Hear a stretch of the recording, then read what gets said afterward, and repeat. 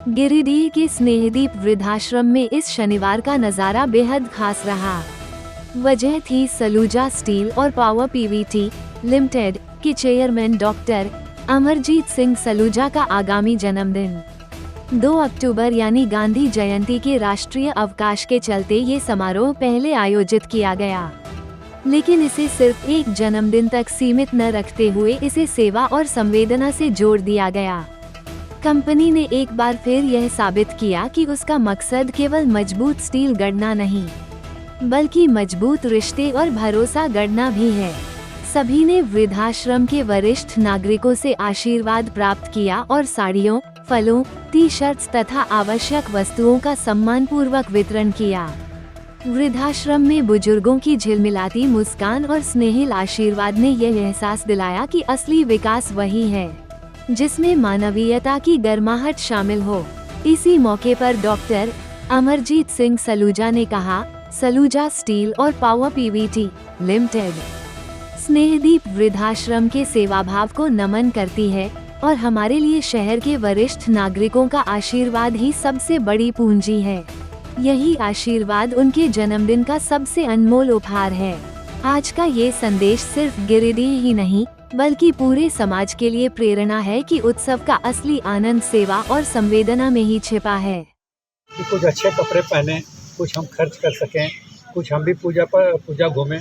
लेकिन हम लोगों के मन में ये विचार आया, हमारे सलूजा बोर्ड के अंदर में हमारे चेयरमैन हूँ मैं, और ये विचार आया मन में, एक तो हमारा इस नवरात्रि के समय में जन्मदिन भी पड़ रहा है और पूजा का भी समय है, तो मेरी इच्छा हुई कि अपना अपना त्यौहार तो सभी मना रहे हैं, तो मैं कम से कम इन बुजुर्गों के साथ में जो वृद्धाश्रम में रहते हैं, आखिर उनको कौन इंसान जो है सो उनको कपड़े देगा, कौन उनके साथ में पूजा त्यौहार के अंदर में मनाएगा, देखेगा।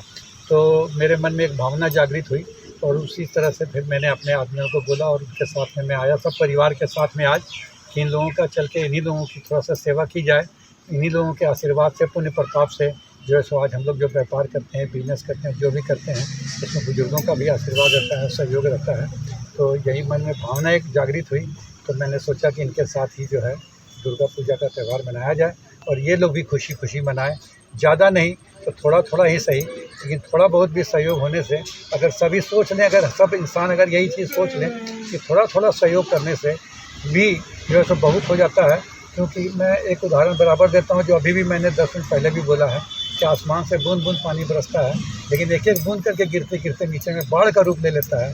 उसी तरह से अगर सभी उद्योगपति हैं, दुकानदार हैं, जो अच्छे अच्छे जरा भी अपने से अच्छा ज़्यादा कमाते हैं, तो अगर थोड़ा थोड़ा भी सहयोग करें, इन बुजुर्गों की काया पलट हो सकती है।